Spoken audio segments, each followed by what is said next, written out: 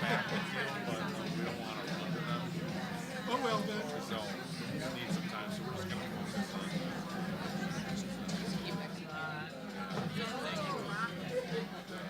I was sitting at Cha-Cha Company. Anybody need anything? I'm going to go chuck it. Yep.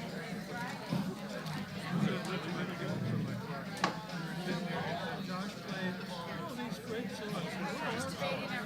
You know, they're everything. I said to him afterwards, Josh, you really got a great repertoire of power music. Why don't you play something like, I don't know, what's that girl's name? Of course, I can't forget her name.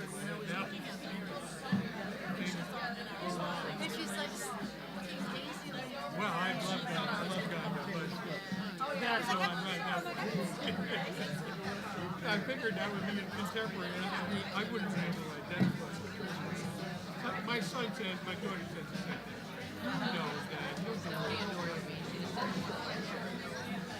I don't know. She did when you came back. It works. Okay, well,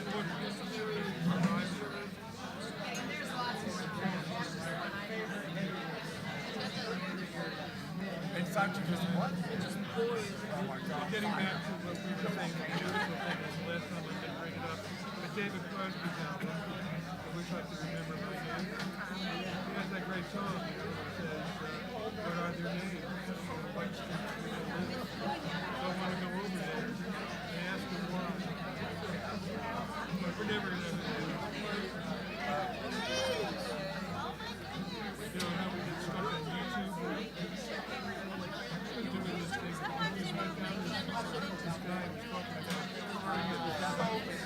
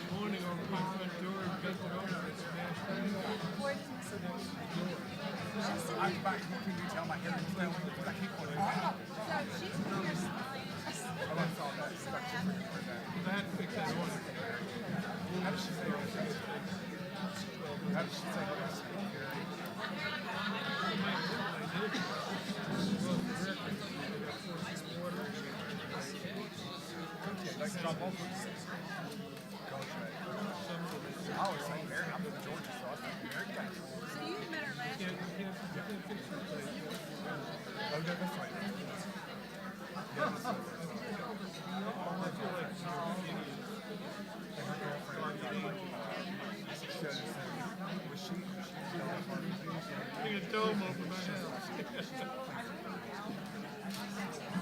That's right. I give thanks to she every day.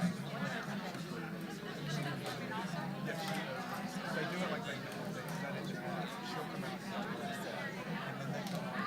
Yeah, you know, but my oldest sister, she called me up like the day before the show. I didn't see it watch it. I knew they were going to get it. But except with me, she wanted to First time I ever met her. Do you have any so shorts? we went up there and we changed stuff. I said, no, please. Not a So chance. that's here she comes. Yeah, not for any of them. Jaimee. One day, Thanks for coming back to see us. Okay, thanks for coming. Thanks for coming. You remember my first night in Sarasota? We're gonna be here both nights. We'll be in the morning too. That's our friend. That's our friend. Thank you. what do you mean by that? I said, no, when you're a certain age, you start. What did I find? And I said, well, is there a date? Is there a number? He said, well, what year was your building built? So I just want to share with you So I got up Minnesota, and the what you do with your hat is that the arm, so then you don't forget.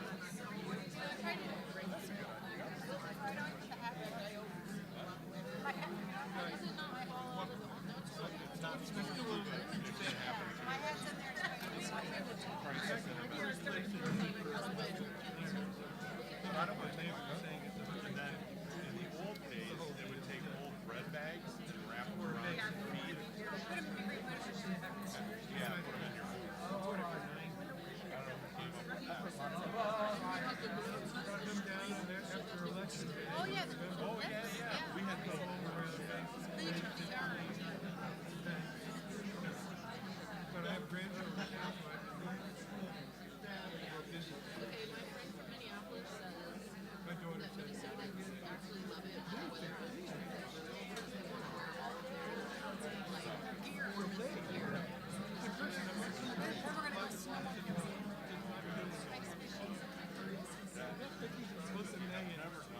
Whether people, like what I said that to us, like we should the faster you drive, the quicker it actually gets. If you're going 70 miles and it's 6 below. Have you ever been on a snow machine?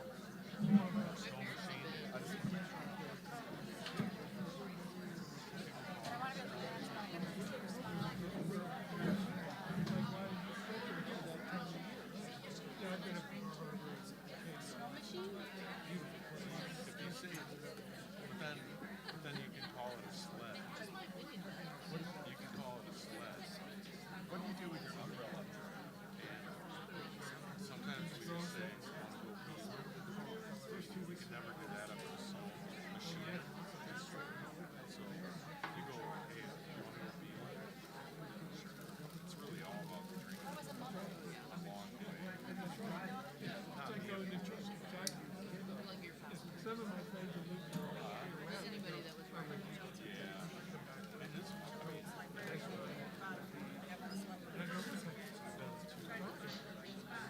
can't leave. The leaves have all fallen from the tree. Because I got over to change my road. Now, like I'm now. Anyway, you didn't have to bring it home. They have lunches and lunches and stuff. Yeah, but now, I want to go in and do in a booth.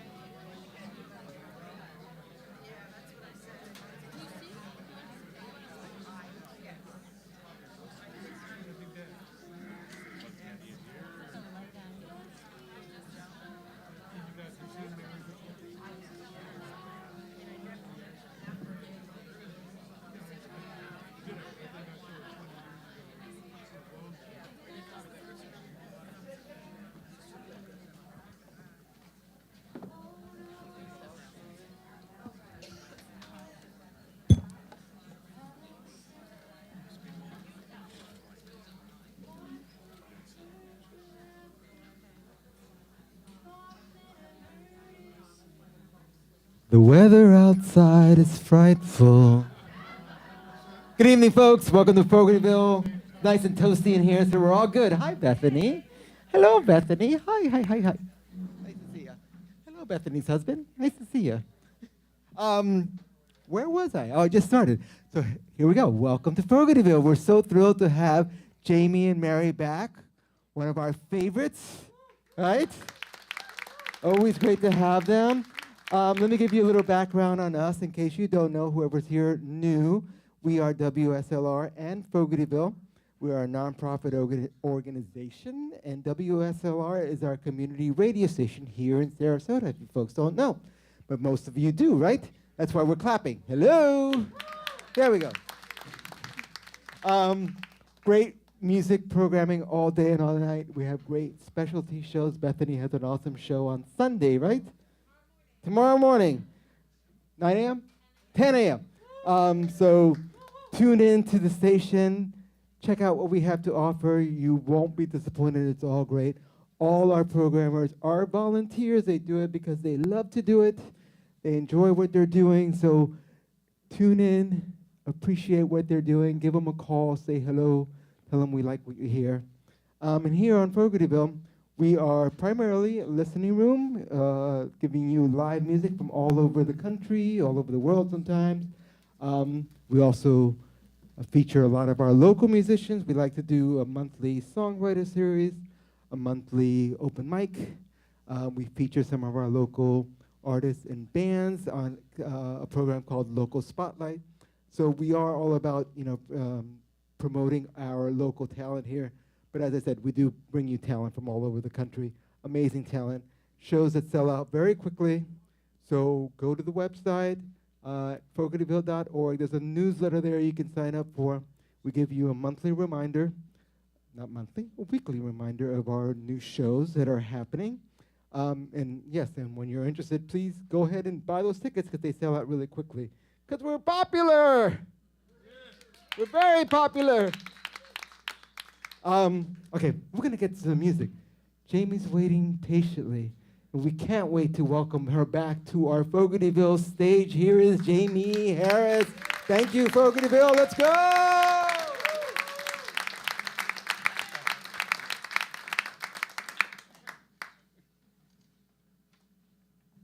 almost felt like a wrestler for a moment, and that made me really happy.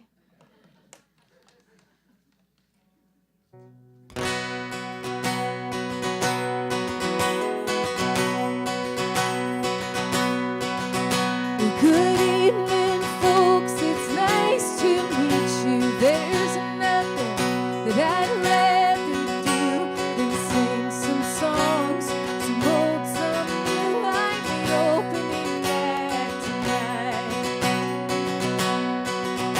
You're probably wondering who I am, and if you should give a damn. Check your email, clear your spam. I'm the opening act tonight. Well, you wish that you could take it back, that fight you had in the parking lot. You rushed to get to your seat on time to find someone you've never heard of. Well, I'll tell you straight, I'm full of flaws, but I'll give it all I got because I love this job and I like the applause.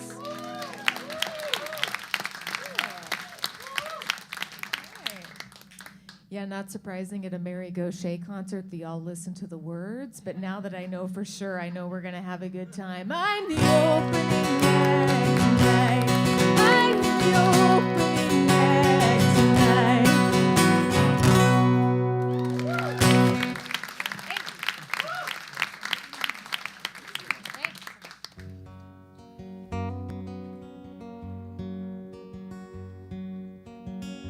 Okay, I have to tell a story I wasn't going to tell right at the top of the show. Okay, so last year we were here. It was awesome. Was anyone here last year? Y'all were. Okay, amazing. And some of you might remember that I fell on the ice in Tallahassee. if you came to the first show, you definitely remembered, because I don't know if I played guitar at all, so I just had my hand in a sling. But the second night, I went over and got my cup of coffee, as is my ritual, and I walked across the front, and I came back with my little hand in my little sling, and I walked on stage, and right where you're sitting was Stephen King. And I have read so much Stephen King and watched so much Stephen King, and the most terrified I have ever been by Stephen King was having to look at his Stephen King face for 2 hours. That was truly a nightmare. So I was like, okay, that's cool. And what's weirder about it is that, I'm going to tell long stories today, I guess, was that David Lynch had just died, and I'm a super fan of David Lynch, and I was really bummed out when he died because I wanted to meet him. But I don't want to get greedy with the universe because, like, all of my dreams have come true. So the day before, Mary and I were riding in the car, and we're having the conversation about who do you still want to meet. And I said Mavis Staples and Stephen King. And then he was right there. It was crazy. And then afterwards, we went to the gas station, and this lady was like, working at the gas station. And I was just telling everybody, I just met Stephen King. I just met Stephen King. And the guy didn't know who he was. Like, not the guy, a guy in the convenience store, not the lady working for. Anyway, so the lady behind the counter said, like The Shining, like Carrie, like Children of the Corn, like Dr. Sleep. I was like, Dr. Sleep is kind of a deep cut, but that was. So she was a fan, and that was cool. But anyways, I was really stoked he was here, but I didn't have anything to say to him, so I just handed him my guitar, and he signed it, which was very cool. But ever since then, this guitar won't stay in tune, so I feel like he put some sort of... But that all happened right here in this room.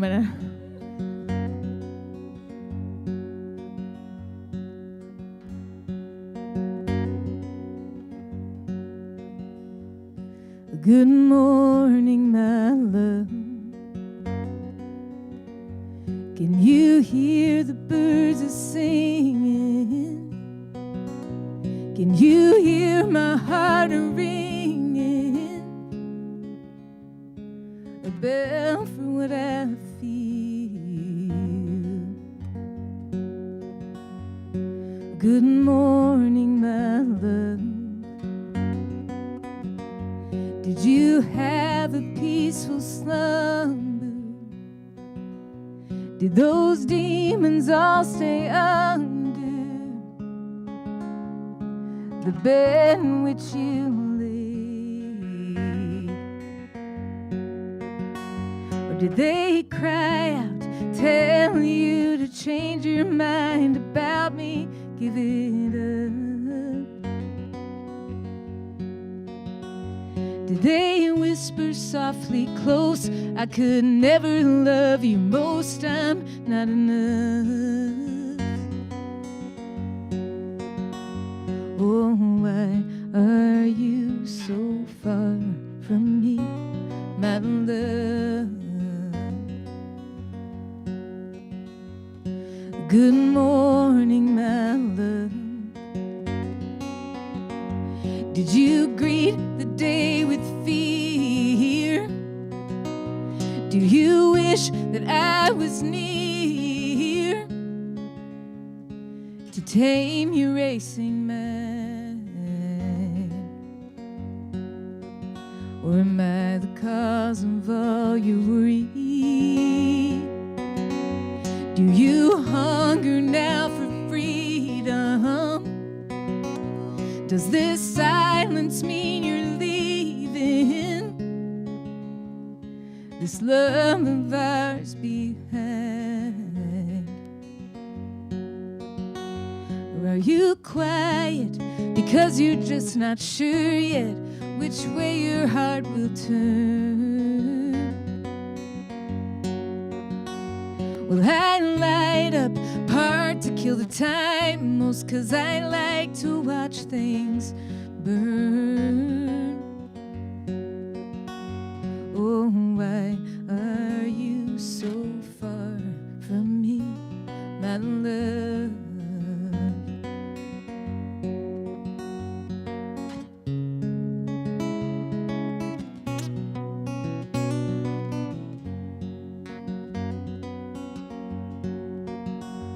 Oh, why are you so far from me, my love?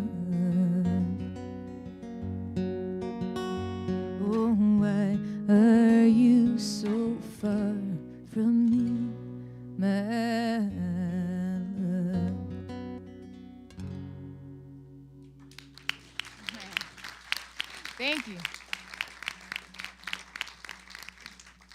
Well, thank you so much. Now seems like as good as time as any to tell a room full of basically strangers that every song I'm singing for you tonight I did right after I got out of jail, which was 11 years, 11 months, and 23 days ago.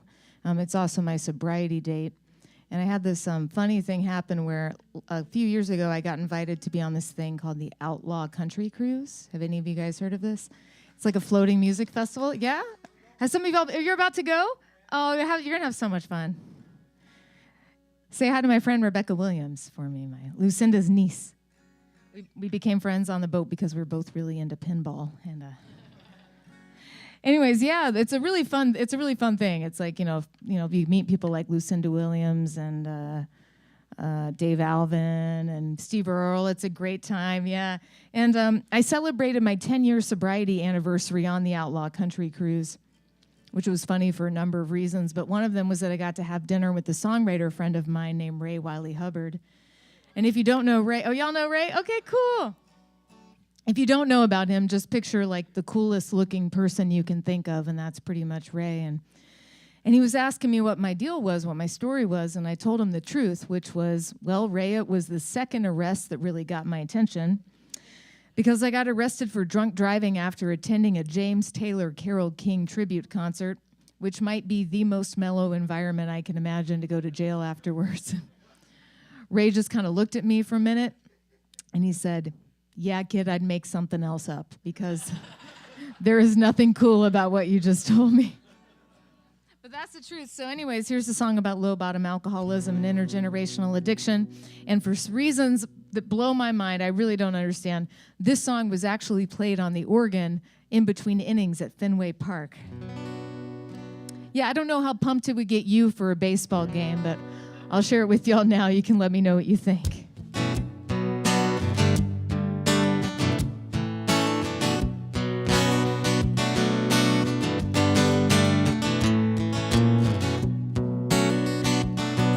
Had my first drink before I could drive. Mama left it on the counter half full one night. Felt the fire in my chest, shook the hand of the fair and dark-haired lad. He crept through the boards, hid behind the door. Now he ain't got a reason to hide no more. Took the seat at the table that my daddy once had. The fair and dark-haired lad.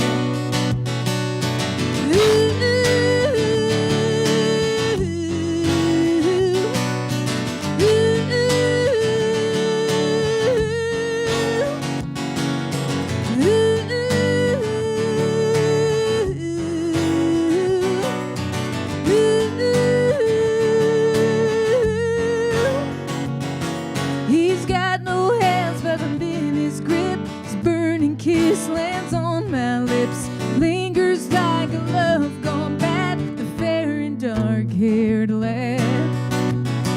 He's got no voice, but he calls my name. Feel his blood running through my veins. His laughter howls like a dog gone mad. The fair and dark-haired lad.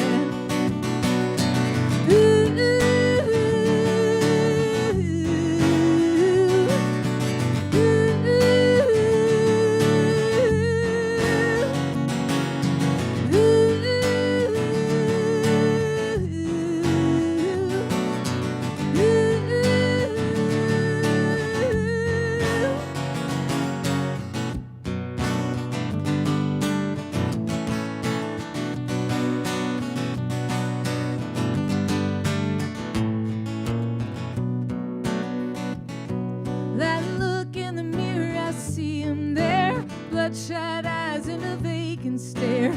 Took everything I ever had. The fair and dark-haired lad. Turned the engine over, rolled the windows down. Left a note to tell him where I'm bound. I say goodbye, tip my hat to the fair and dark-haired lad.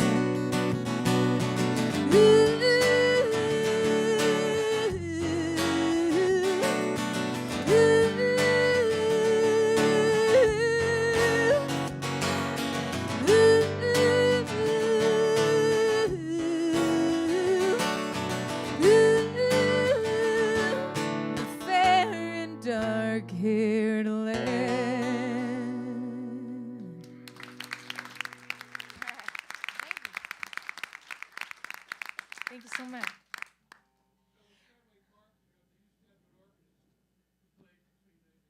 What's that?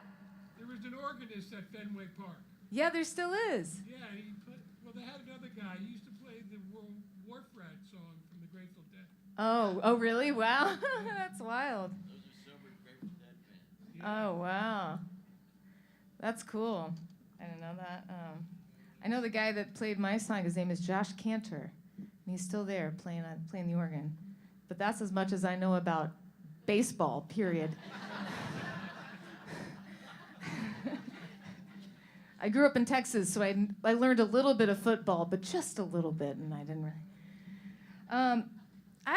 I really fell in love with the state of Florida a few years ago, just by us coming here, and I decided I wanted to spend a month here, just traveling around and seeing more of the state and collecting stories and writing songs. And I found myself in Orlando, standing on a street called Orange Avenue, and I've learned that there's kind of like a party district of Orange Avenue, which is kind of where I thought I was going to be standing.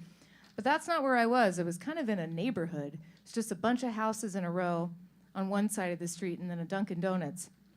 And on the other side, it was a bunch of houses in a row in a place called the Pulse nightclub.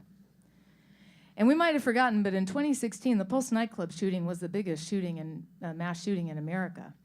49 people were killed in that shooting. And at the time, there wasn't anything really official there, just kind of family and friends had brought some flowers and photos and that kind of thing.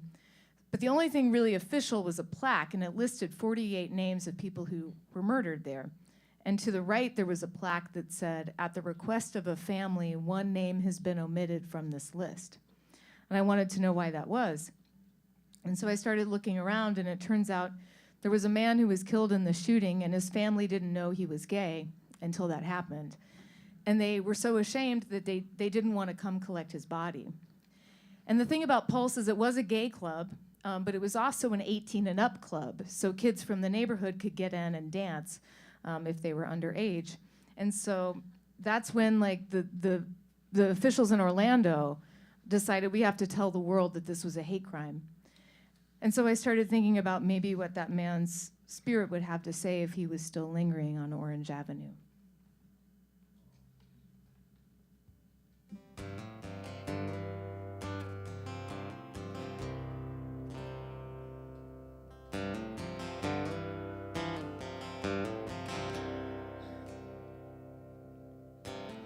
"40 names on a rainbow wall, 49 shot and killed that Jew. My name was left off. That's why I'm crying on Orange Avenue."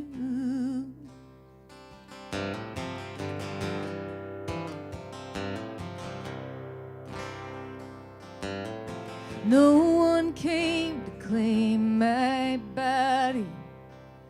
Till this happened, nobody in my family knew. My father would not weep for me. That's why I'm crying on Orange Avenue. Oh, oh,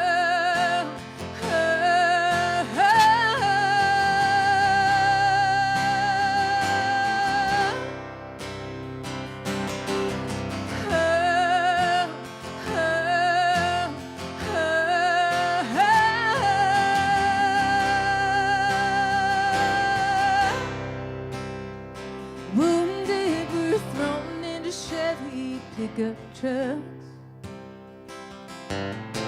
Every ambulance was full. Some ran back in to find friends in the club. That's why I'm crying on Orange Avenue.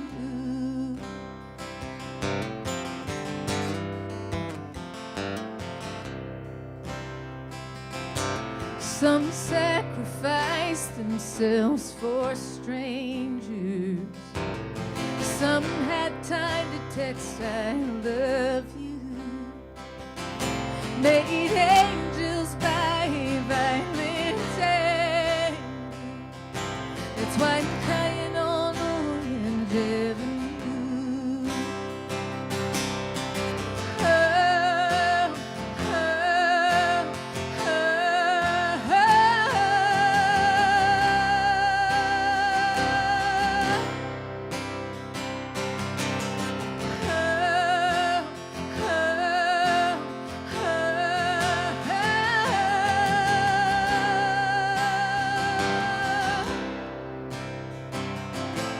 sun bled out on the bathroom floor. It took 3 hours for the cops to break through. The youngest just 18 years old. That's why I'm crying on Orange Avenue.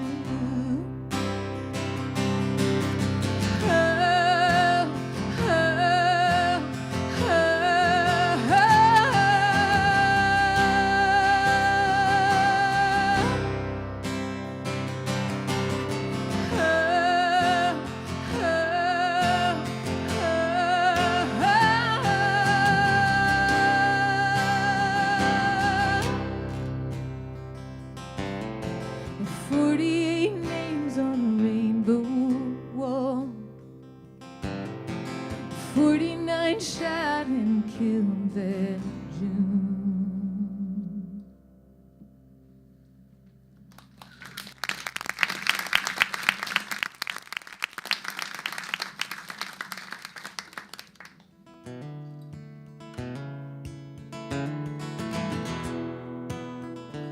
Stephen King, oh my gosh. Can't really blame him, but.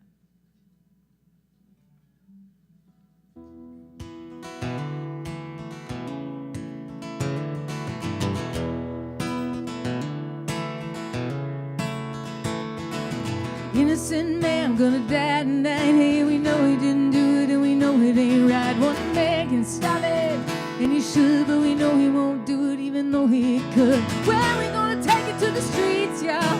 When are we gonna fight back? When are we gonna take it to the streets, y'all? When are we gonna fight back, fight back?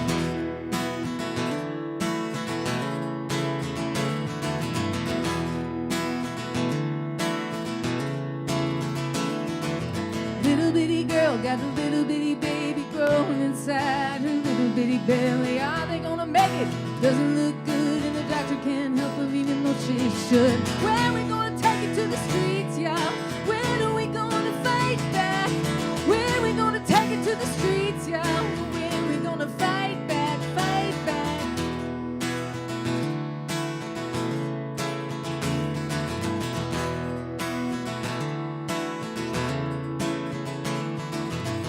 Men walking around in Memphis in uniforms, they got no business wearing and they ain't got no ID, but they're knocking on doors, say come with me.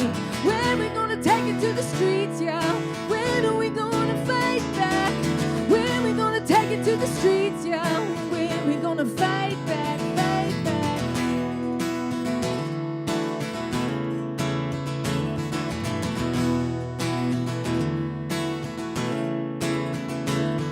The land of greed, machine guns, corporate paid for politicians, thoughts and prayers, welfare lines, every child left behind. When are we gonna take it to the streets, y'all?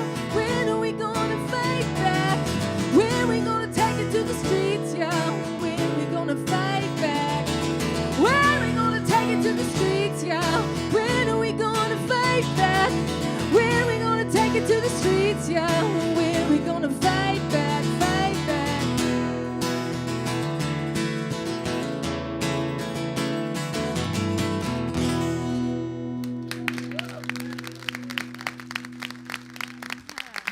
Thank you so much. Thank you. Thank you. I got time for one more, and we're going to go straight through tonight. So, but feel free to get up and get a drink, and do what you got to do throughout the show. It's not Carnegie Hall or anything. But at the very end of the night, I'll go over to the table. I got some. What I got? I have tote bags. I got CDs. I got vinyl. I have heart-shaped sunglasses. I have the most lesbian item I have ever sold in my life, which is a carabiner that is also a bottle opener. So if you'd like to sample some of my culture, you can feel free to pick up one of those. I also have a shirt over there that says, listen to folk, listen to punk, listen to hip-hop, listen to women. Yeah. And a portion of the proceeds from that shirt benefits an organization called Red Oak Hope that's helping women that are either like getting out of or still currently stuck in human trafficking situations. They do incredible work. And I'm so stoked that the great Lucinda Williams has one of those shirts, and she's been wearing it on stages all over the world, which is cool. And if you like to play a little game, if you like to enter a little prize, you can pull out your phone, go to your browser, type set.live. It'll let you check into the show, and you can enter to win a free item from my area at the merch table. But thanks so much for being so sweet to the opening act. I think I'm going to end with this Peter Case song that I love a lot. I don't know if you guys are familiar with Peter Case. He's one of my favorite people and one of my favorite songwriters. This is on a record he put out in the 80s, I believe. And it is still just so relevant. The song keeps getting reactivated, and it's called Put Down the Gun.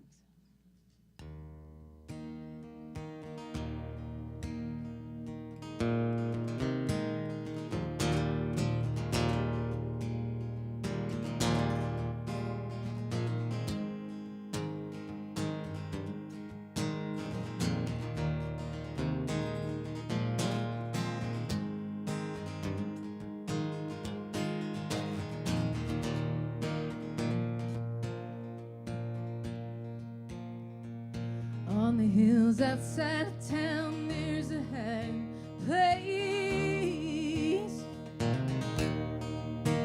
where the green fields sway with lavender, mustard, and Queen Anne's lace, where a silent cloud goes sailing on a sea of Dutchman's blue, and the lonesome track by the railroad cut made me think of you in a train we missed.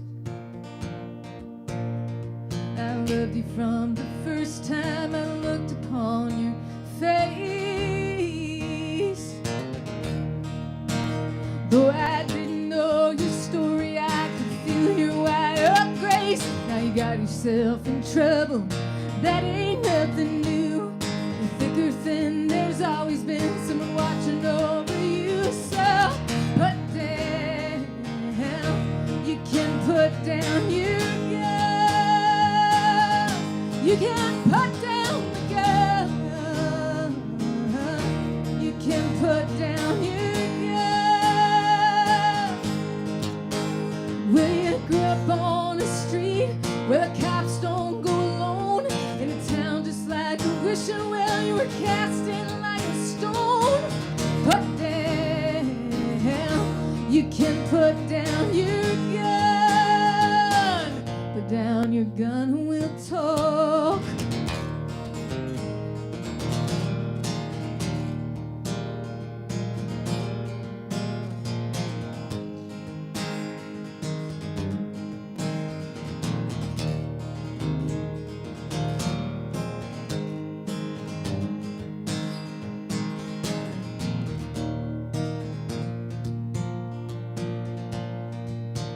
Now your friends all threw their lives away just making the rounds,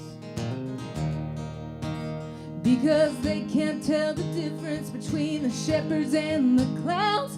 They go knocking on doors by the roadside every day, selling something you don't want at a price you don't have to pay. Put down, you can put down your gun. You can put down the gun. You can put down your gun. Well, it's a lonely road to travel that's led you to a road that come unraveled like it ain't no road at all. Put down, you can put down your gun. Put down your gun and we'll talk.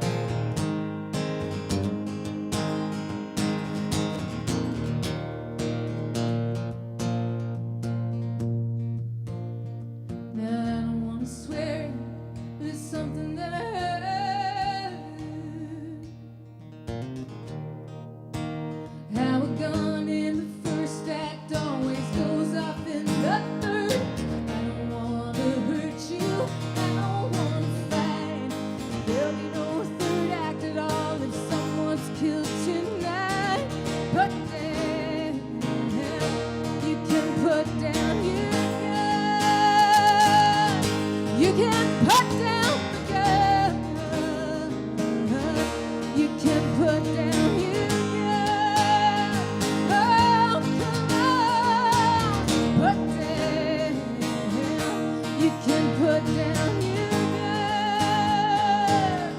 down your gun and we'll talk.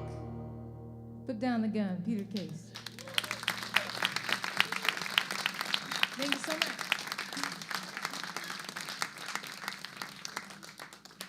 Well, there's a lot I could say to introduce the incredible Mary Gauthier, but it might be a little bit cooler if I let Bob Dylan do it. So let me see if I can get him on the line real quick. Oh, there he is. All right, cool.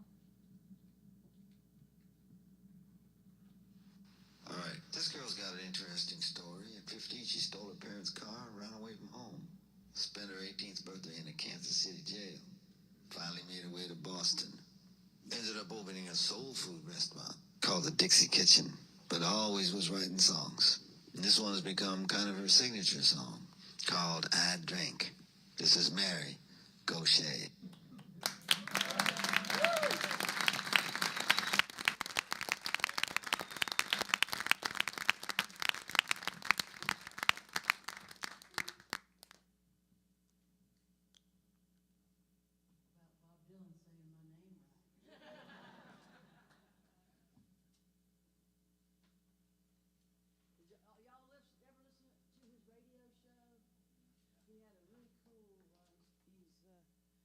Put a lot of installments together. He called it Theme Time Radio, and he picked a theme, and all the songs adhered to the theme of that particular show.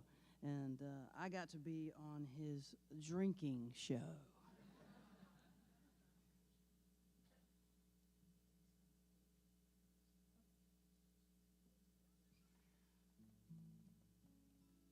So this is the song he played for me about, well, I don't even know what to say. My song that he played.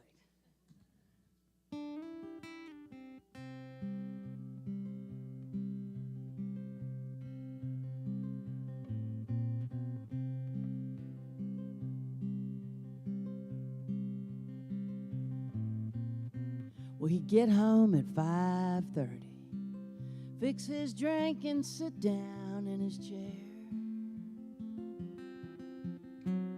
Pick a fight with mama, complain about us kids getting in his hair. At night he'd sit alone and smoke. I'd see his frown behind his lighter's flame. Now that same frown's in my mirror. I got my daddy's blood inside my veins. Fish swim, birds fly, daddies yell, mamas cry. Old men sit and think.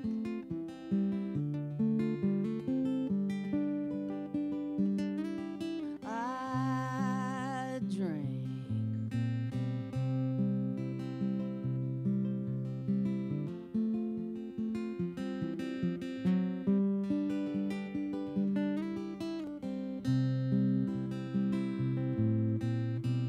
Chicken TV dinner, 6 minutes on defrost and 3 on high.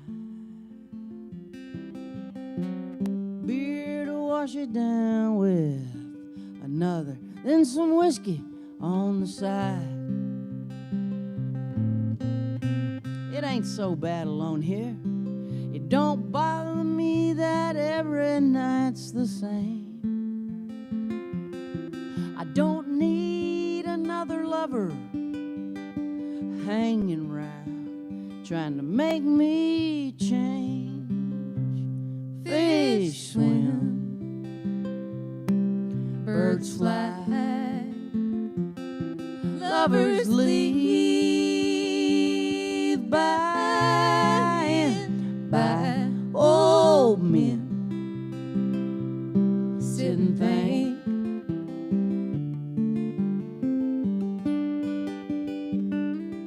I drink. I know what I am, but I don't.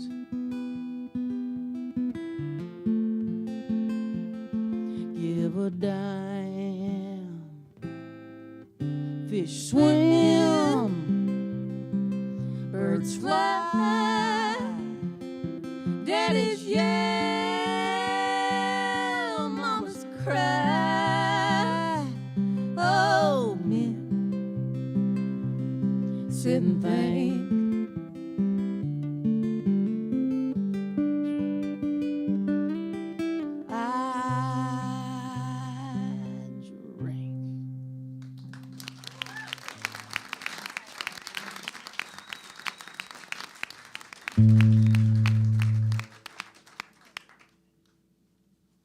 Thank y'all.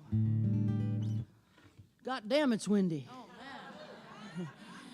man. Those palm trees are shaking. Like a chorus girl. You turn me up vocally, if you would, Scooby, up here. I need a little more of my voice. Get the voice up where I need it. Yeah, there it is. And then a little more guitar, my friend, a little more.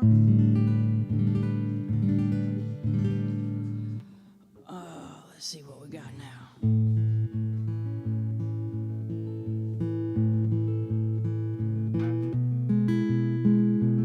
Just a little more guitar, please.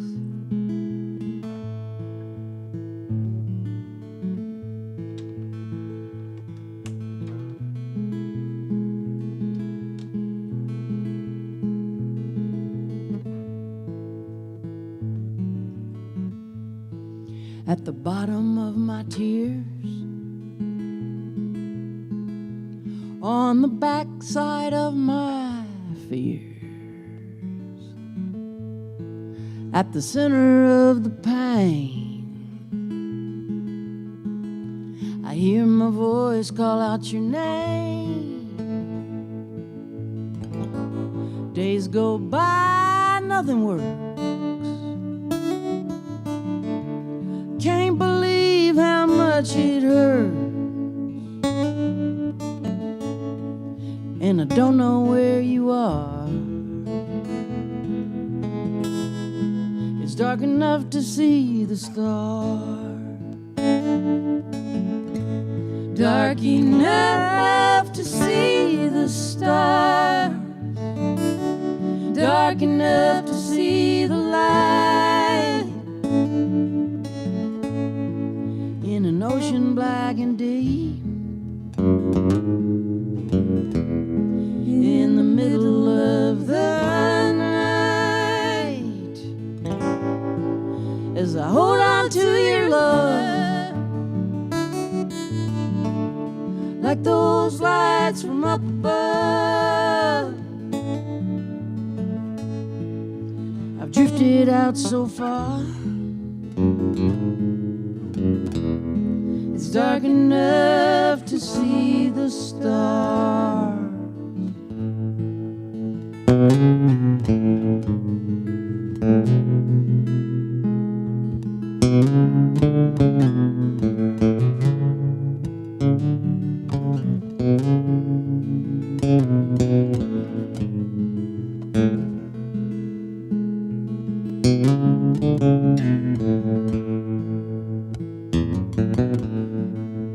Curse the clock, time is a thief. Every life it measures brief. Every child is born to die, but the soul is born to fly under heaven's canopy. Tiny diamonds, you and me, lightning bugs inside a jar. It's dark enough to see the stars, dark enough to see the stars, dark enough to see the light. In an ocean black and deep,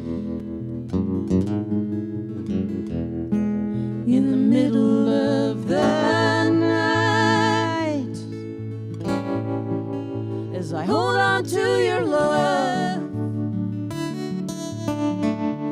like those lights from up above. I've drifted out so far, it's dark enough to see the stars. I've been carried out so far, it's dark enough to see the stars.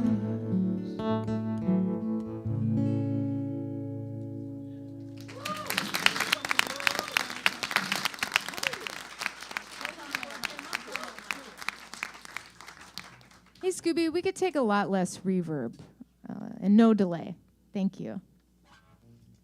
On the vocal, yeah.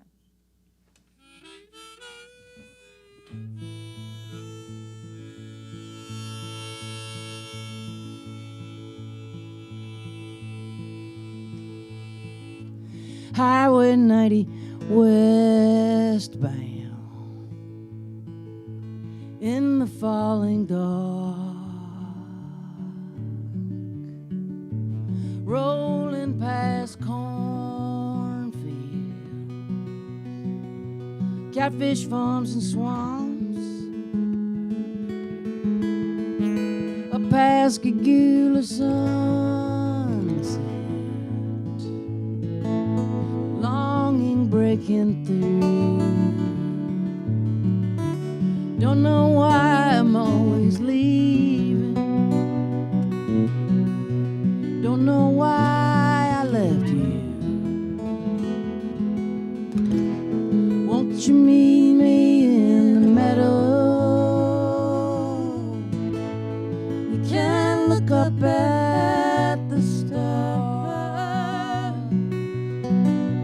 lean into the wind, dream again, find out who we are.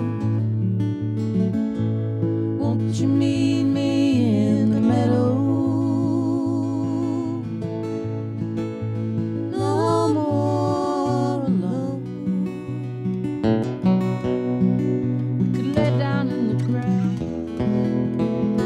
till the feelings pass, then go home.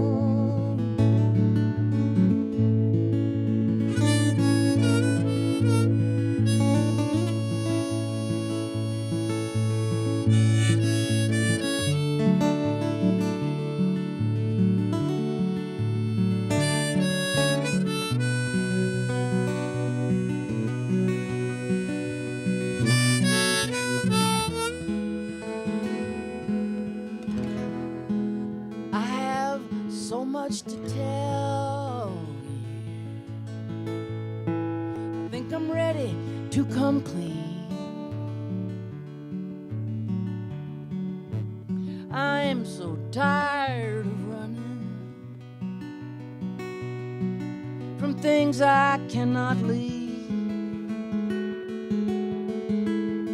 You and me in Mississippi, battle's beautiful scar, in need of forgiveness and the grace of God. Won't you meet me in the meadow? We can look up at the stars, lean into the wind, dream again, find out who we are. Won't you meet me in the meadow? No more alone. Could lay down in the grass till the feelings pass, then go home. Let's throw a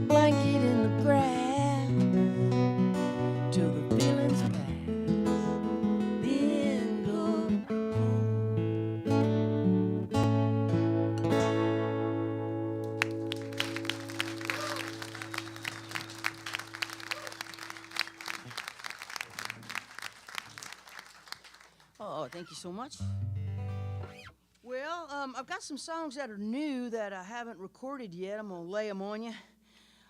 This one I wrote with my friend Beth Nielsen Chapman in Nashville, Tennessee. She's a marvelous songwriter, and she is also, Jaimee and I consider her magic. She has magic about her. She is really quite the mystical person. She can manifest. And being around her, you just never know what's going to happen. She's electrical. Crazy stuff happens with that. She's electrical. Anyway, this is called Gone.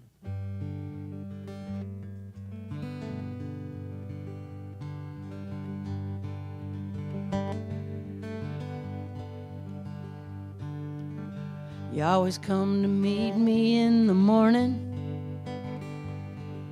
You change with the angle of the light. You slip into my dreams without warning in the middle of the night.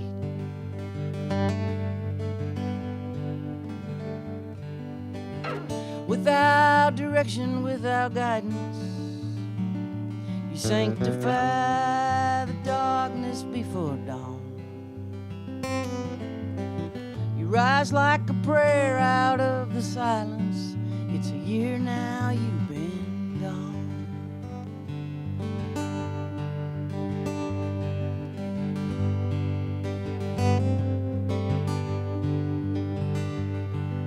You linger in the steam on the summer sidewalk. You sing in the laughter of a child. You're the part of me that I thought was missing in my eyes before I smiled.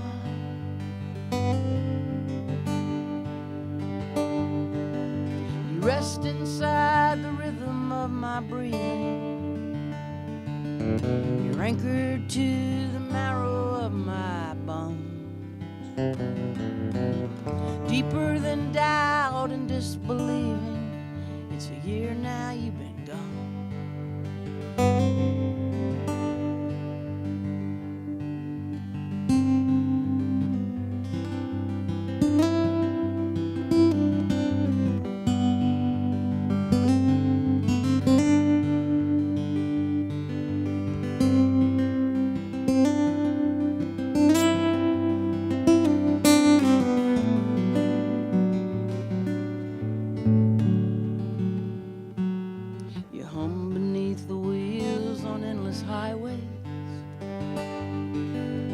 Rise from the ashes of regret. You show up in the shadow of my memory as the sun begins to set.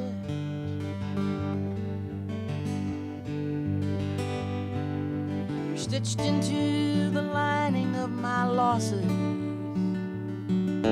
Your name is carved into a star.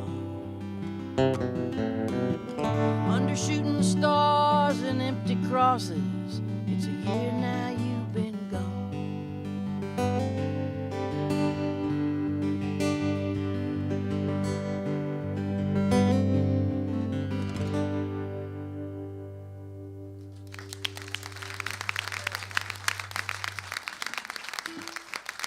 Thank y'all.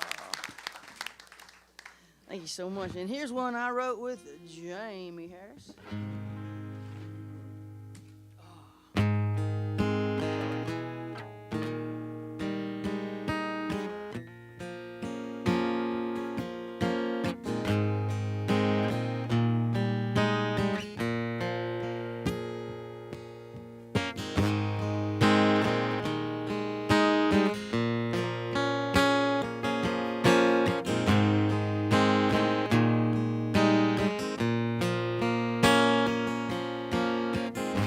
Love a girl who danced for money.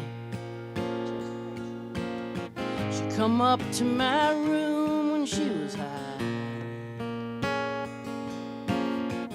count her cash at the kitchen table, and I'd try to bridge the distance in her eyes.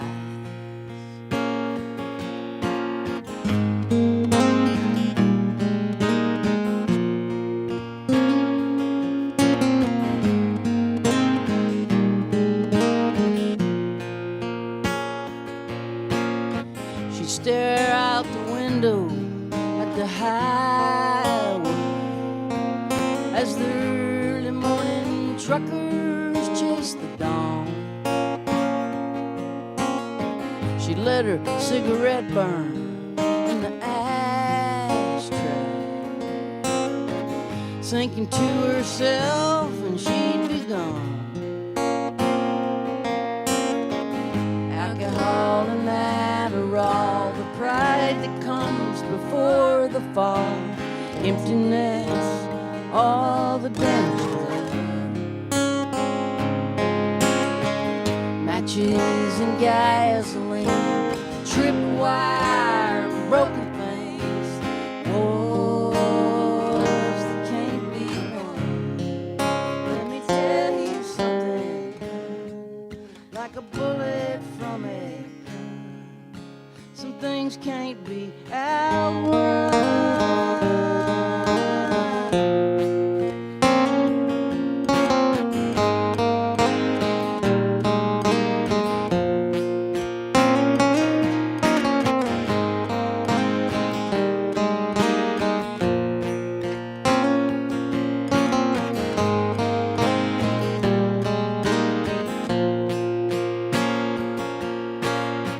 Sit out on the porch now in the evening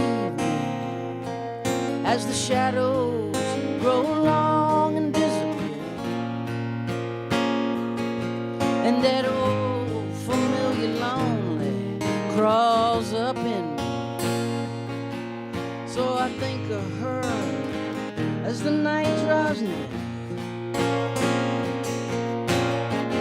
Alcohol and the pride that comes before the fall, emptiness, all the damage done.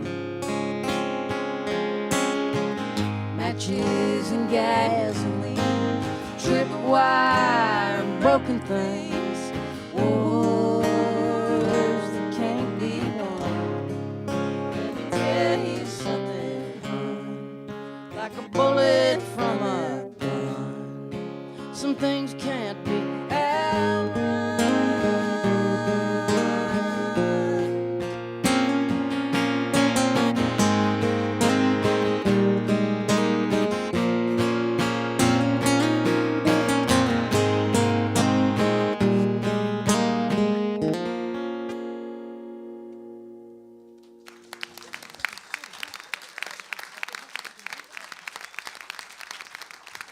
Thank you.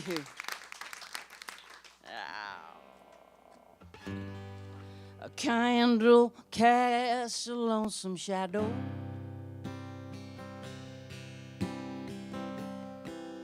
from the table by the bed, like the curtains in the window.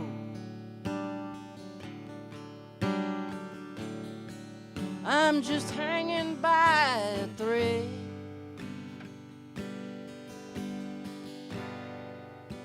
Outside the wind is moaning,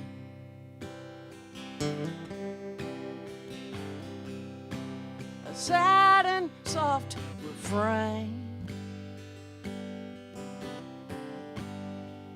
and off somewhere in the distance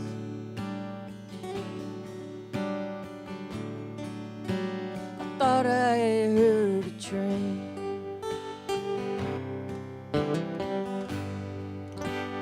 Thought I heard a train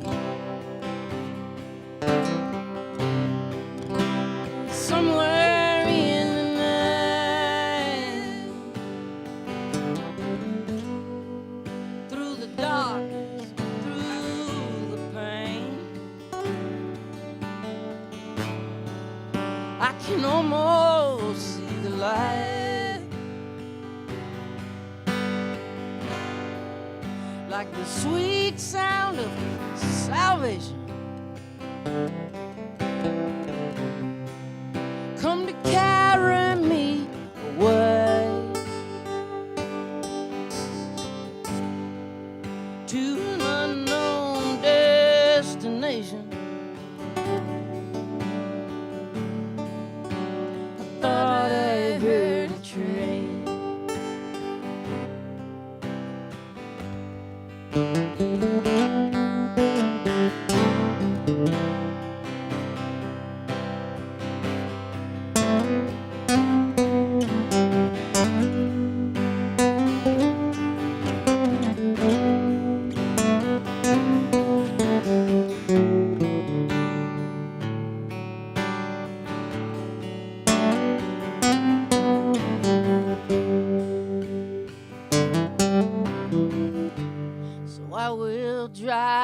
tears of sorrow.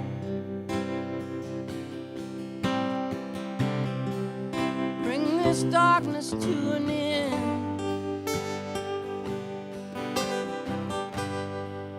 With the power of a freight train, make these wheels roll again.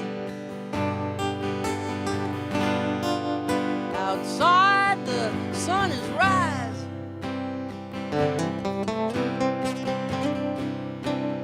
through the pouring rain, and off somewhere in the distance, I thought I heard a train. I thought I heard a train. Somewhere in the night, through the sorrow, through the pain, I can almost see the light, like the sweet sound of salvation. Come to carry me away to an unknown destination. I thought I heard a train to an unknown destination.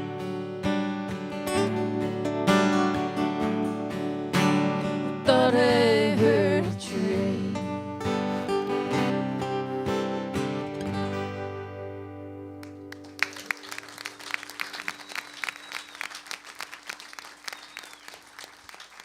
Thank you. Falling Out of Love is 7. Yep.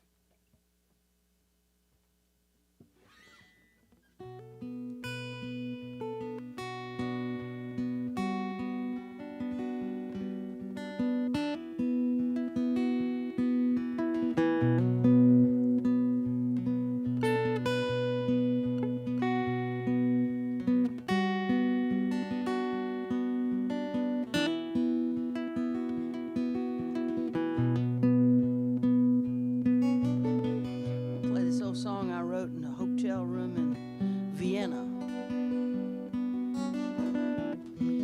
Calling it a hotel is a serious upgrade.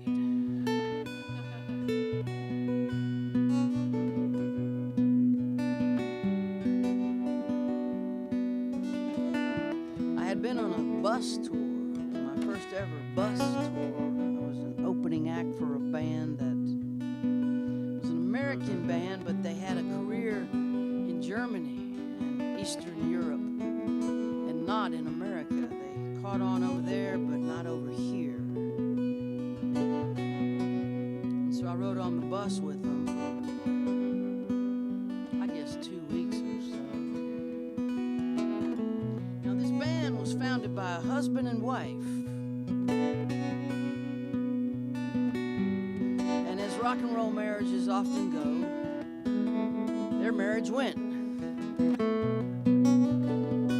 Then they found themselves needing money. So they thought, what the hell?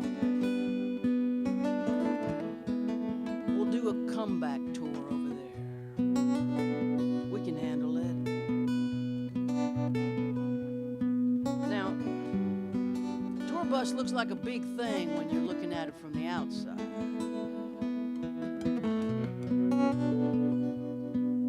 But if you're in a tour bus with a couple that was once married, and the husband has found a much younger girlfriend, and the wife, the ex-wife, decided it'd be a great idea to hook up with the bass player on the tour bus during the tour.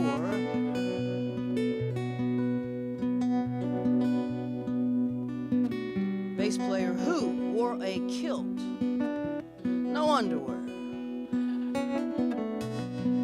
come to realize real fast, tour buses are pretty damn small on the inside.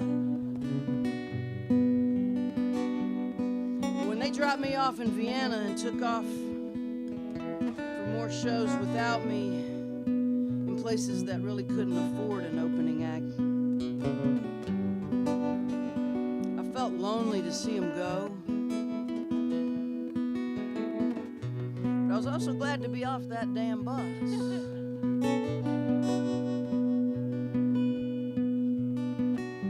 And I wrote this song in that room.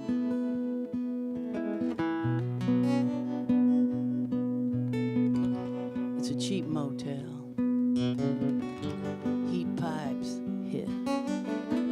The bathrooms are down the hall and they smell like it's another night in another town.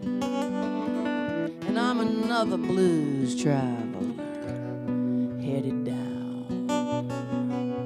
Falling out of love, it's a dangerous thing with its slippery slopes, with its weighted wings, with its birds of prey circling overhead, casting vulture shadows on barren beds. Let me out.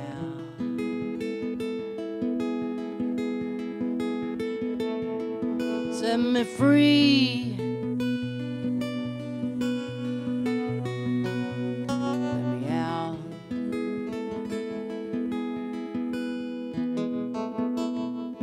Set me free.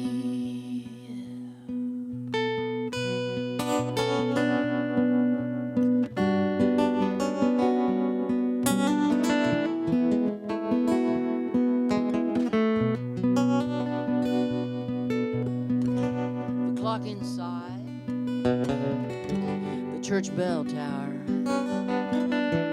rings your name every hour.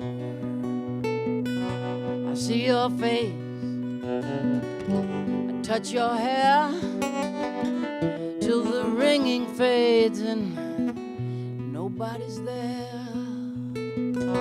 Falling out of love, it's a treacherous thing with its crucible kiss, with its weighted wing, with its holy whisper, labyrinth lies, sacrilegious,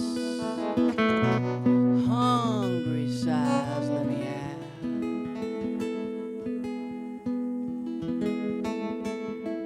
Set me free.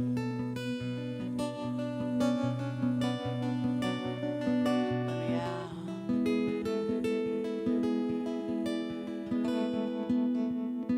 Set me free.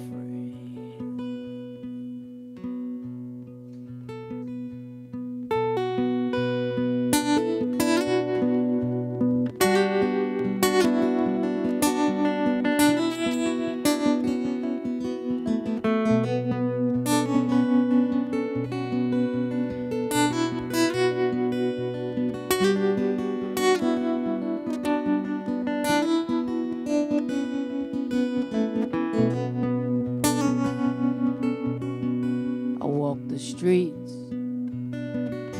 I taste the dirt. I'm flesh and blood, and my body hurts.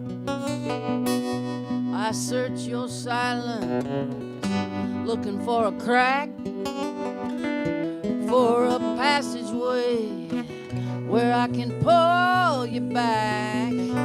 Falling out of love, it's a tedious thing with its jailhouse smirk, with its chain gang swing, with its time to serve, with its sentence set, with its warm blood, with its cold sweat. Let me out.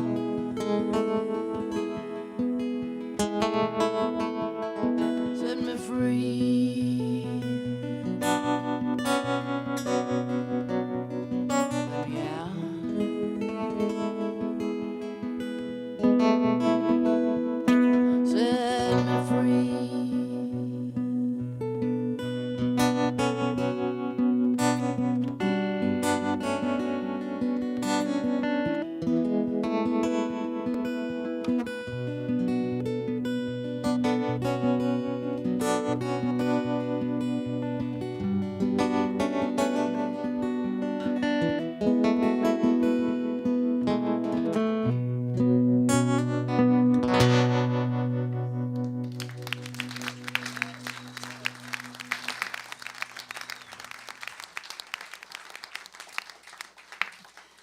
Thank you so much. Oh. It'd be a good time to play a happy song, but I don't think I have any.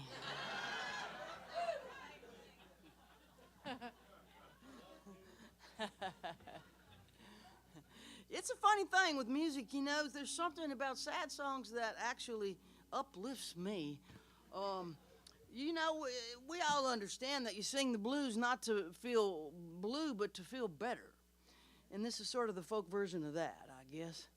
But I really don't sit around trying to write songs when I'm feeling great. I just want to feel great. And when things are all around me kind of not going so great, that's when I want to write a song. So that's what inspires me. And so that's why these songs come out this way. And it doesn't feel like it's going to change anytime soon. Want to give this one a try? Sure.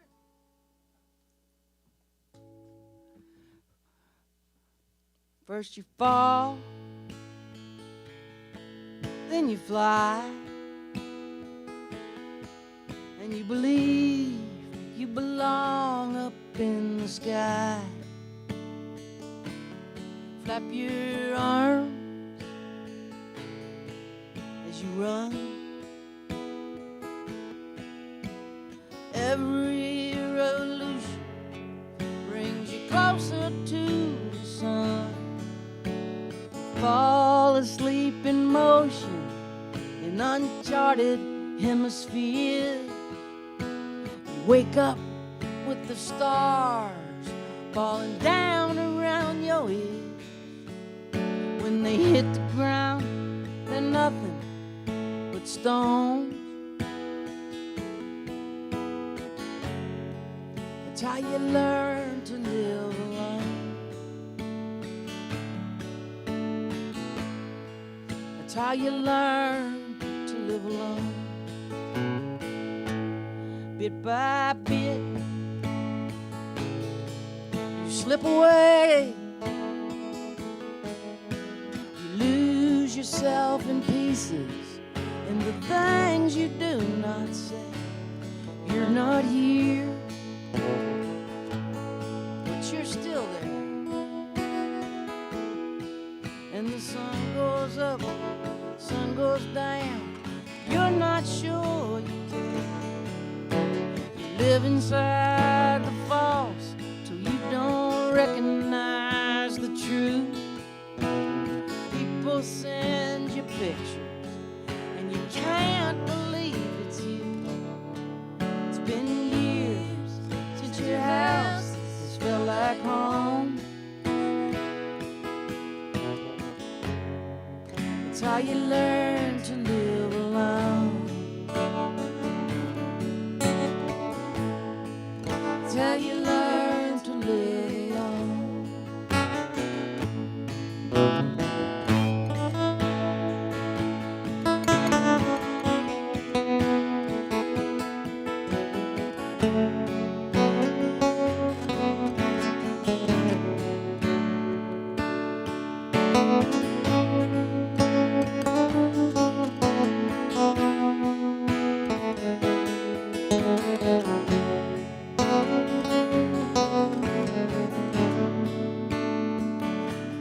Bit by bit,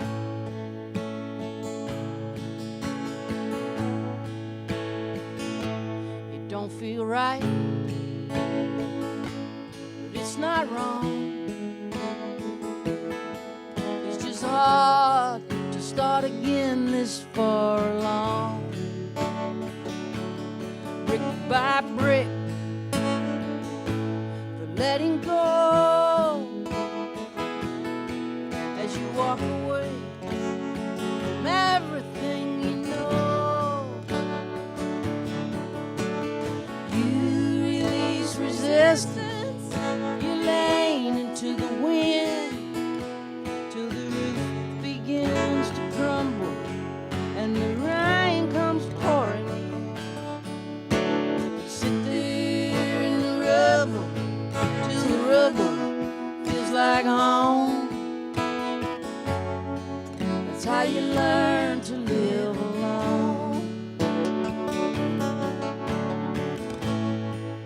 how you learn to live on.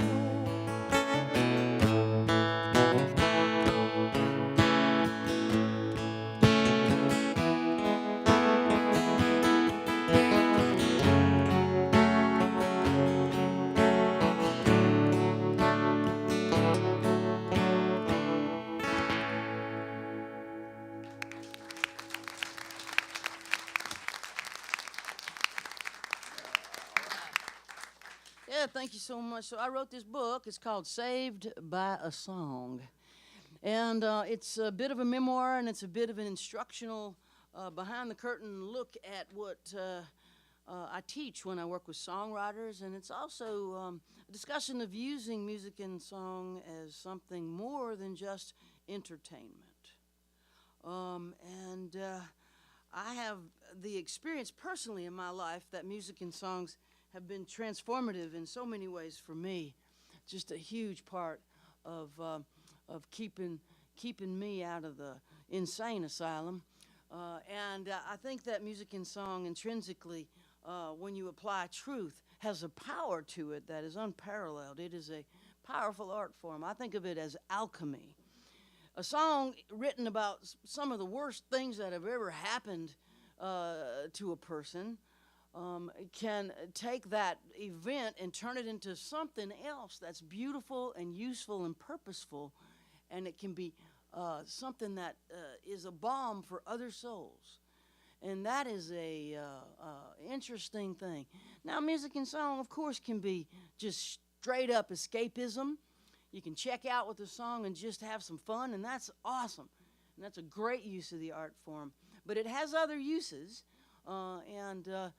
probably in these days, you're going to see those people using it that way under attack because they're doing something that's very threatening to fascism. It's called telling the truth.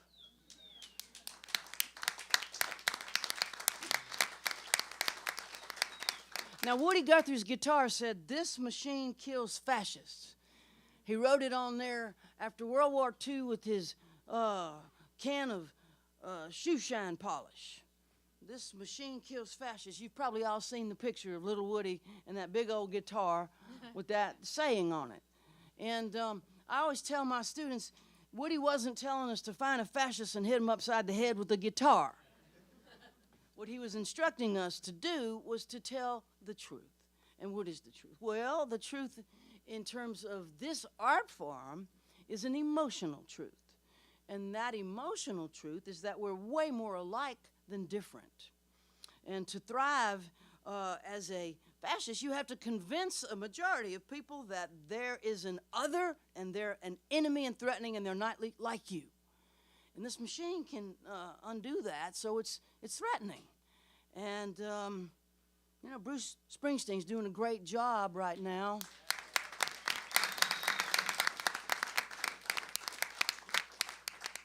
Using the guitar machine for what Woody would have done if he was still alive. And I'm going to read a little bit of this book, Saved by Song, just a passage, because I'm proud of this book. It took me 7 years to write it. 7 years to write this little book.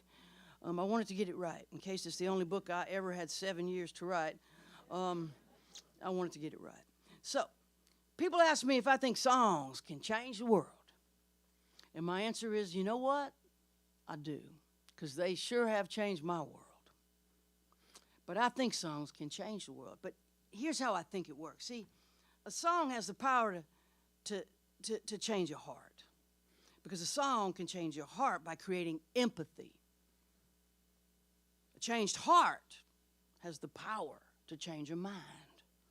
And when a mind changes, a person changes, and when people change, the world changes. One song, one heart, one mind, one person at a time. And Bruce Springsteen said, music is a repair shop. Basically, I'm a repairman. I love it. I feel the same way. Songs have the power to repair hearts and help heal souls. That's why this thing's called Saved by a Song.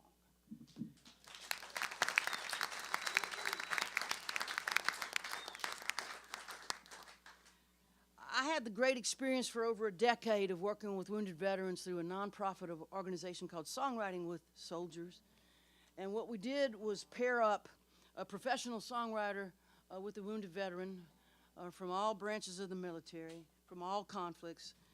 Anyone who has served is welcome to do a retreat with Songwriting with Soldiers. And what you do is you sit with the veteran as the songwriter, and you just bear witness. You open your heart in non-judgment, you listen, and whatever they say is the right thing to say, and you transcribe what they say, and you turn it into their song. After 10 years of doing it, I had a lot of songs, and I ended up making a record of some of those songs called Rifles and Rosary Beads, and that record got nominated for a Grammy. And, you know, it's Grammy weekend this weekend. That's right. Yeah. We're just hoping they open the Grammys with Bruce Springsteen, his guitar, and his new song.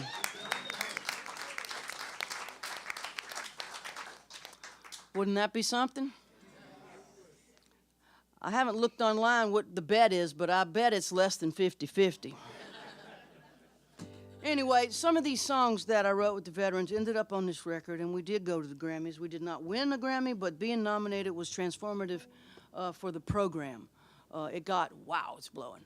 It got a lot of recognition. It helped kick the program up to a higher level, and they partnered with the Wounded Warrior Project, and they're going strong. I'm super happy to have contributed to some of the success that they're seeing now. They're doing great work. And this song I wrote with not the veterans, but their wives. I sat with these women, and they said, Mary, listen, we just thought we had to get them home alive in one piece, and we could pick up where we left off. It doesn't work that way. What I heard them saying is there's a war after the war. I sat with these 6 military spouses. They're all married to EOD warriors. I didn't know what this was until I started doing this work, but EOD is explosive ordnance disposal. These are the bomb guys, and there's women who do this job too. Their job is to go find live bombs and take them apart with their hands often. It's a dangerous job. The people in the EOD retreats that I've done, the marriages, they call them everyone is divorced. EOD, everyone divorced. It's a hard thing to be married to someone who's doing that job, during wartime especially. And these women, God, they're heroes just as much as those who've served, and this is their song.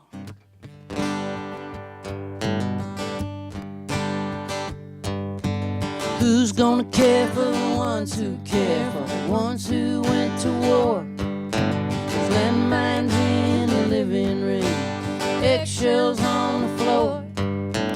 Lost myself in the shadow of your honor and your pain. Stare out of the window as our dreams go down the drain. Invisible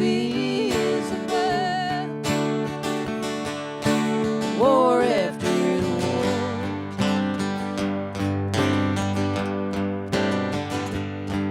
I get no basic training, I get no Purple Heart. I am supposed to carry on, I can't fall apart. People look at you and thank you for the sacrifice you made.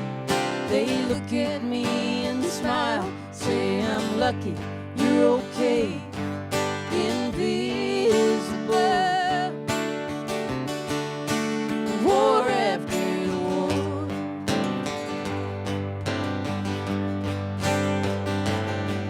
I'm a soldier too, just like you, serving something bigger than myself. I serve unseen, caught in between my pain and the pain of someone else. But I'm stronger than you think I am, right here by your side. I'm not your enemy, I don't wanna fight. There's no going back in time, I know you're not the same. You are not the only one for whom the world has changed. Invisible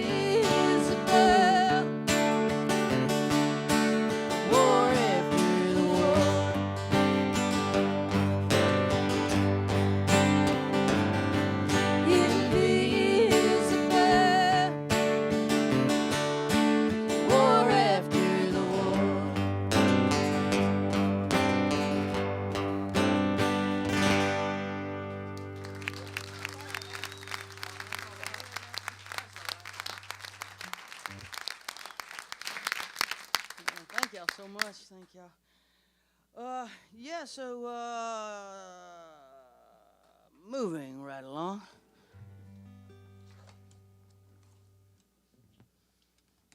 Songs come from all kind of places, and I never can really tell people where they come from because it's mysterious, and you can't really know where they come from. But I can kind of point to the inspiration moment sometimes. And this next one I'm going to play, it came from reading an obituary in the New York Times. And the obituary had a headline. It was a headlined obituary for a hobo. And it really grabbed my attention. It said, "Steam Train Maury Graham, king of the hobos, dead at age 89. I thought, son of a gun, there's still hobos out there. And somehow or another, they have a king? Who is this guy? Why don't I know about this guy?" And I read his obituary, and I found out that he was elected king of the hobos at the annual Hobo Convention. Turns out North American hobos have convened every year for over a century in a little town called Britt, Iowa. Wow. 20 years of playing this song. That's the first time anyone's ever clapped for Britt, Iowa.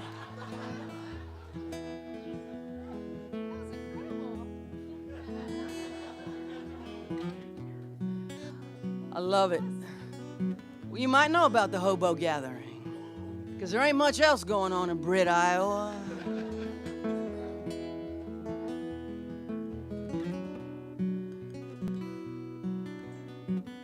And old Steam Train Maury, he was elected king more times than any other man. I think it was 6 times. Wanted to find out a little more about him, so I Googled him. I found his publicity photo.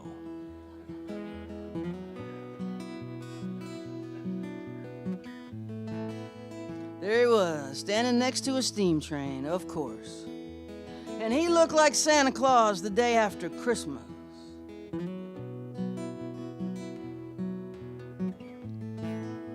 He had it going on, the rosy cheeks, the red suspenders, the flannel shirt, walking boots, walking stick. And he had these kind of eyes that just drew me in. They were compelling. You could tell the man had some charisma to him.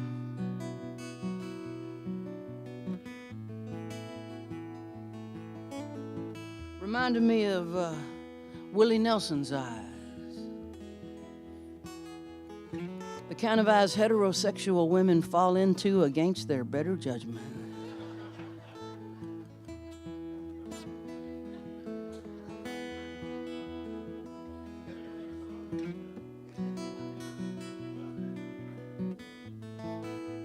Hell, he had me at hello.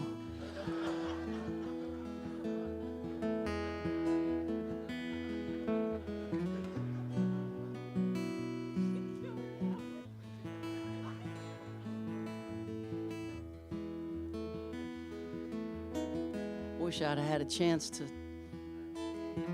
sit next to that guy on a park bench somewhere and just listen to him talk. But see, old Steam Train Maury died last night. His wife Wanda by his side.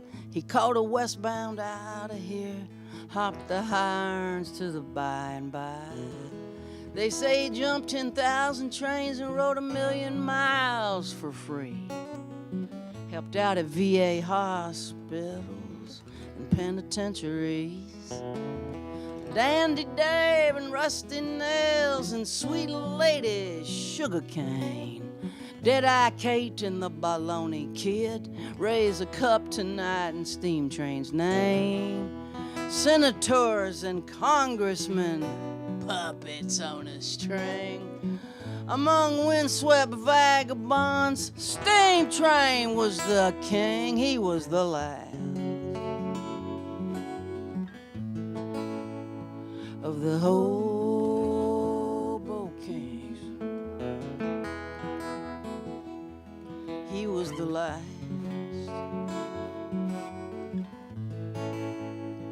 of the Hobo Kings.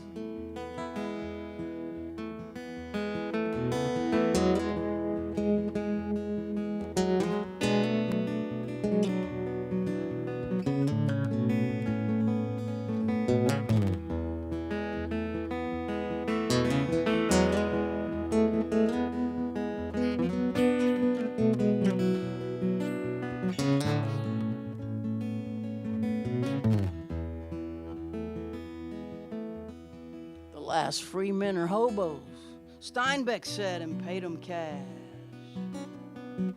The stories he bought from them helped him write The Grapes of Wrath. But boxcars have been sealed for years and trespassers do time. And railroad yards are razor wired, now hoboing's a crime. Here's to you, steam train Maury. Hold that westbound tight as you ride off into history. The last hobo, the last ride, he was the last of the Hobo Kings.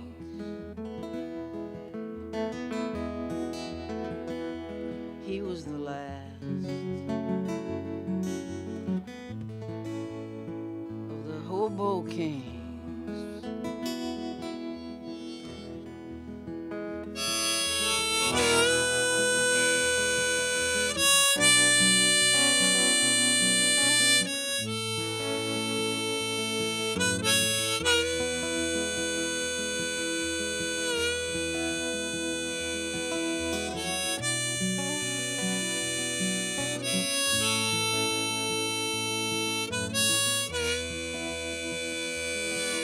Now bums, you know they drink and wander around. Tramps dream and wander too. But a hobo, he was a pioneer and he preferred to work for food. He knew how our country was doing by the length of a sidewalk cigarette butt. Born with an aching wanderlust and his gut. Hounded, beaten, laughed at, broke, chased out of every town. With his walking stick scepter, with his shredded coffee can crown, the last of the Hobo King. He was the last of the Hobo King.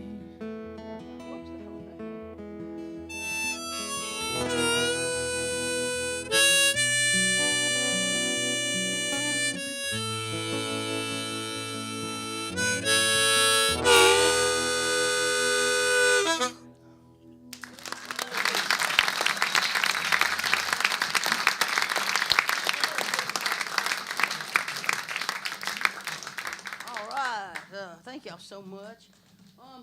So I got this song that I'm gonna have to detune for. It's a brand new song. We finished it 2 days ago, maybe, something like that. I wrote it with my friend Eliza Gilkison. Y'all know about Eliza?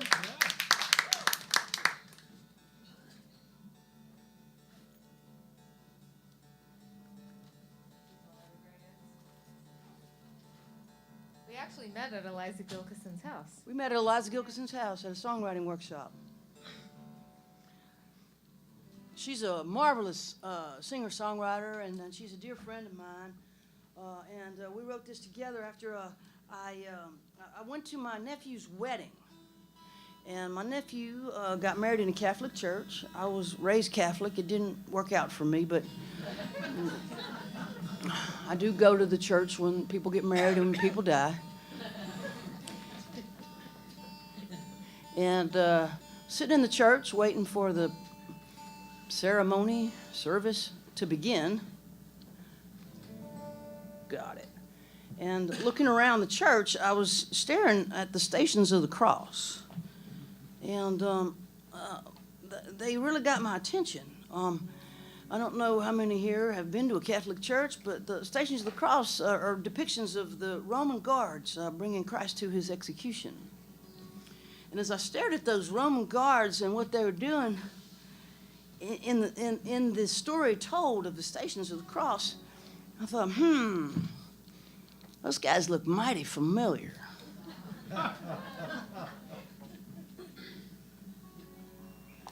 What if that's a personality type?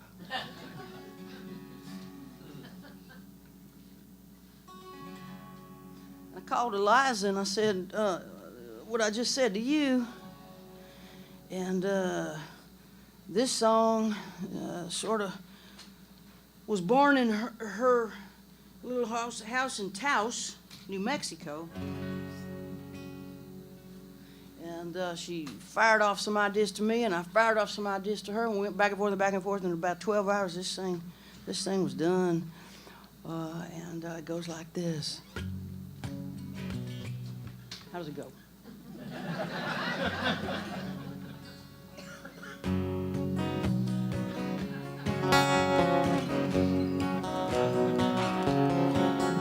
This is how it goes.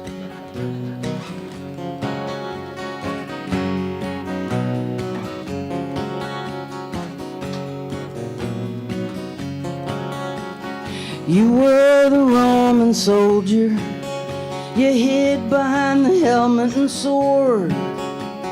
You were only following orders when you nailed his hands to the board. You mocked him, hail, King of the Jews. You gambled for his clothes. You heard his mother crying out. You said, hey, that's just how it goes. Soldier of fortune,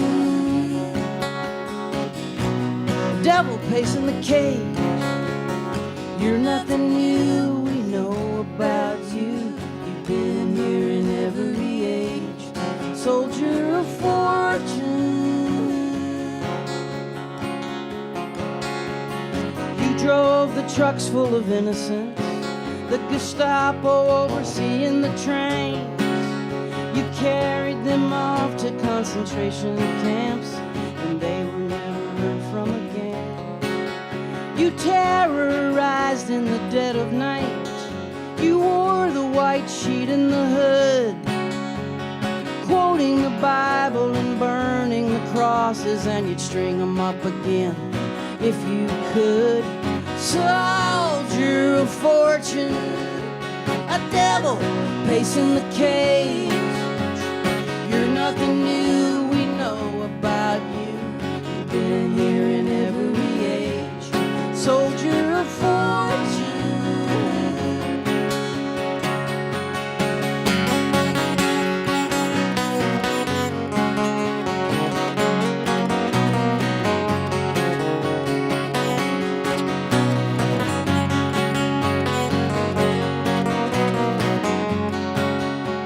Nothing but a gun for hire, hiding behind a mask. You didn't care if she was somebody's mother when you shot her in the face through the window glass. A VA nurse on a city street, full of the courage you lack. A beacon of mercy, helping a stranger when you fired 10 bullets into his back. Soldier of fortune, a devil pacing the cage. You're nothing new, we know about you. You've been here in every age. Soldier of fortune.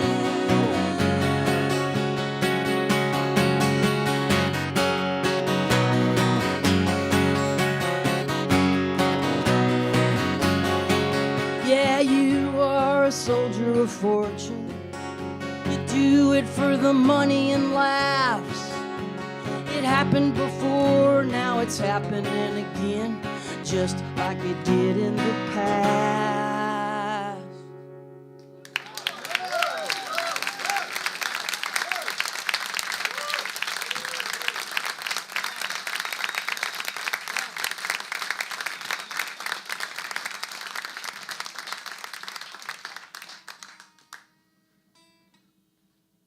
more time for Jaimee Harris.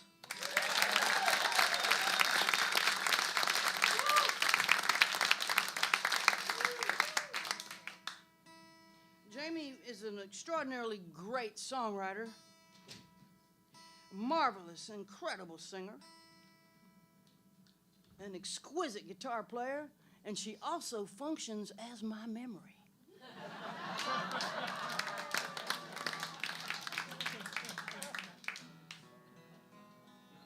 We've been working together so long, she knows the look on my face when I have forgotten the words.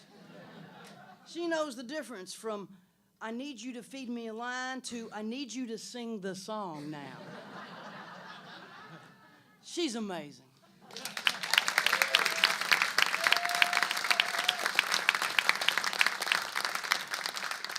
Thank y'all for joining us tonight in this terrible weather.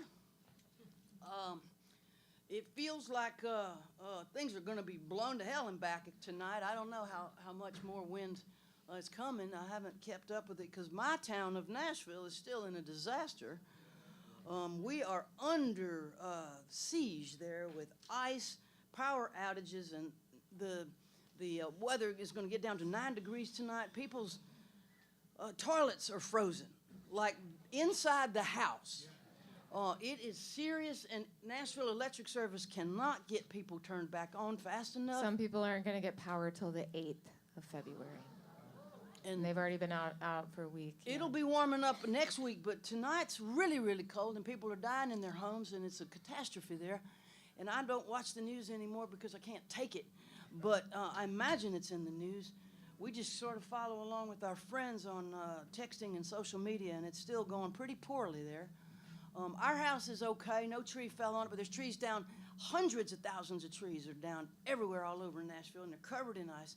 And our house is okay. We got the best neighbors in the world, and we asked them to turn off our water, and because there was such a large layer of ice, my neighbor Bill said, "Okay, I'll get it. I'll go after it with a crowbar." He did. So he turned it off, and hopefully when we turn it on, it won't come spewing out from places it doesn't supposed to come from. We'll find out on Monday, but I think we're going to be okay. But a lot of people aren't, so that's what we're focused on. Although the bad weather, man, you see what's happening in the Carolinas right now. Whoa. So we're thinking about everybody who's in it right now. And aside from the weather, then there's the other ice. Got a lot of friends in Twin Cities, and we're thinking about them tonight. This song is really for all of us. It's called Mercy Now.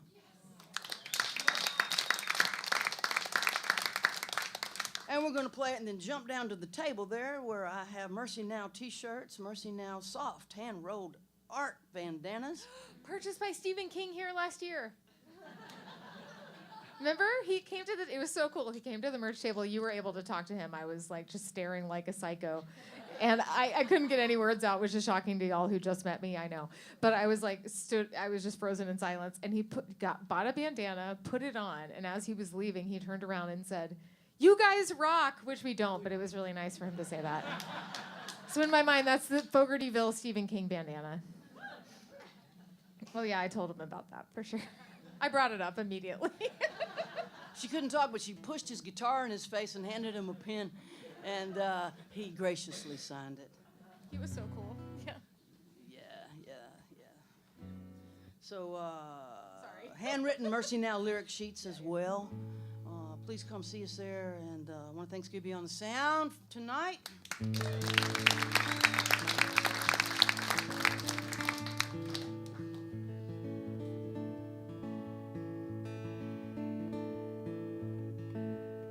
Well, my father sure could use a little mercy now.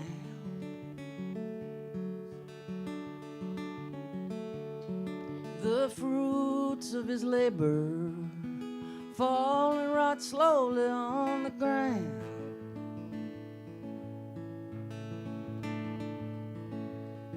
His work is almost over. Won't be long, he won't be around. I love my father. He could use some mercy. mercy night. And my brother sure could use a little mercy night.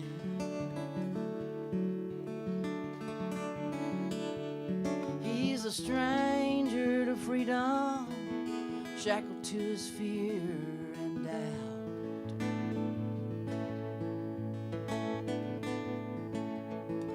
The pain that he lives in, it's almost more than living will allow.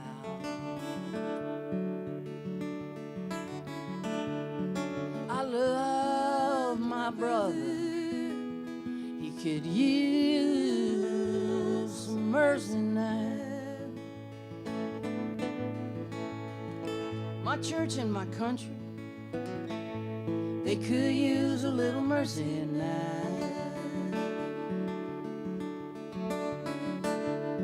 As they sink into a poison pit, it's gonna take forever to climb out. They carry the weight of the faithful who follow them down. I love my church and country, they could use some mercy now. Every living thing could use a little mercy now.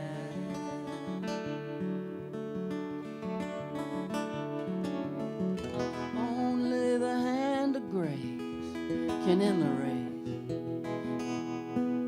towards another mushroom cloud.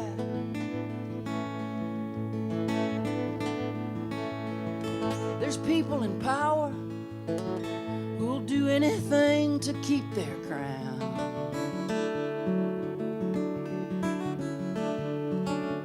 I love life, life itself could use some mercy now.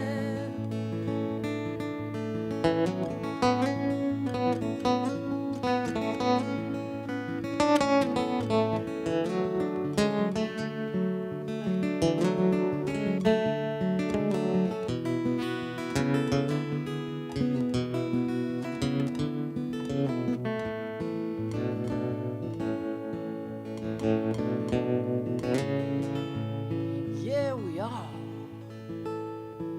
all could use a little mercy now.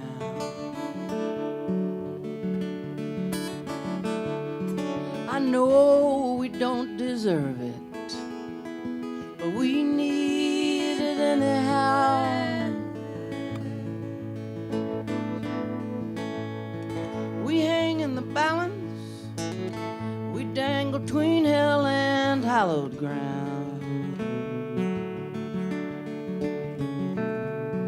And every single one of us could use some mercy now.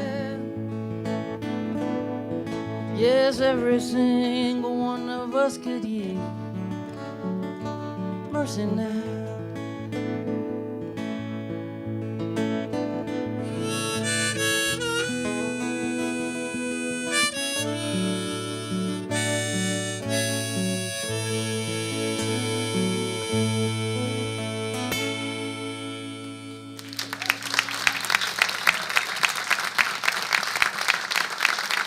Thank y'all.